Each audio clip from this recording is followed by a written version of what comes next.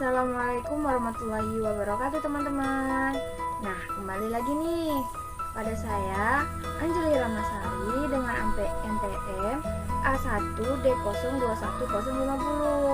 Nah, sama seperti video sebelumnya, di sini saya akan membahas tentang mata kuliah pengelolaan pendidikan dengan dosen pengampu Dr. Muhammad Kristiawan MPD.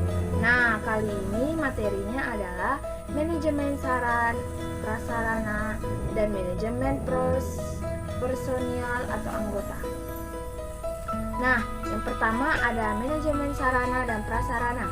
Manajemen sarana dan prasarana pendidikan dapat diartikan sebagai proses pengadaan dan pendayagunaan komponen-komponen secara langsung maupun tidak langsung.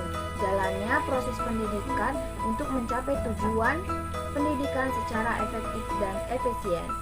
Nah, ini menunjukkan bahwa sarana dan prasarana yang ada di sekolah itu perlu dibudidayakan dan dikelola untuk kepentingan proses pembelajaran di sekolah.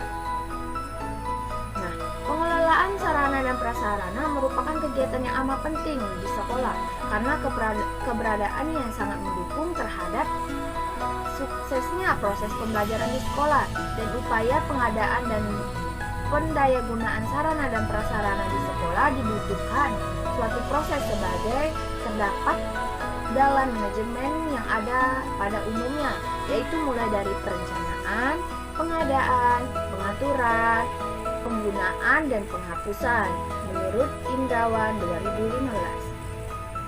Nah, selanjutnya ada sarana dan prasarana dalam lembaga pendidikan itu sebaiknya dikelola dengan sebaik mungkin dengan mengikuti kebutuhan sebagai berikut.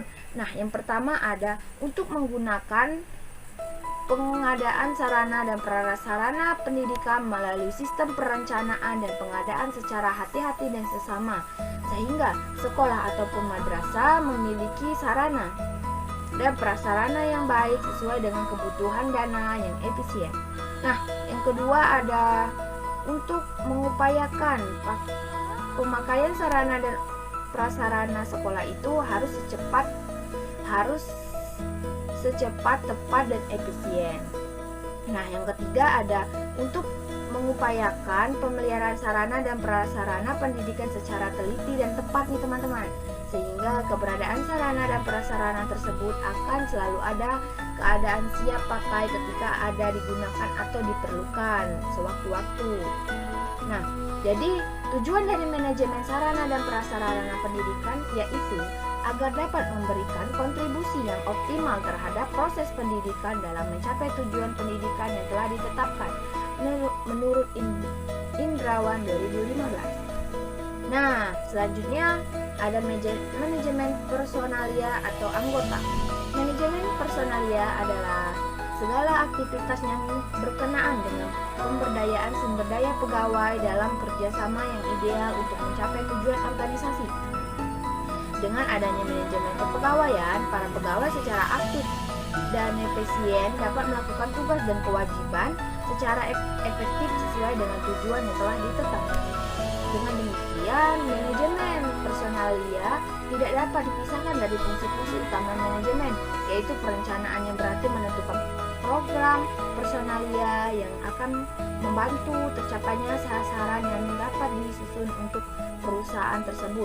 Oleh karena itu, manajemen personalia memegang peranan penting dalam kegiatan untuk mencapai tujuan yang telah ditetapkan teman-teman. Tujuan dan peran manajemen kepegawaian meliputi perencanaan, pengelolaan, dan pengawasan pegawai sehingga kepada pegawai dapat menjalankan tugasnya secara efektif dan efisien menurut Durjana 2014. Nah, kesimpulannya nih teman-teman.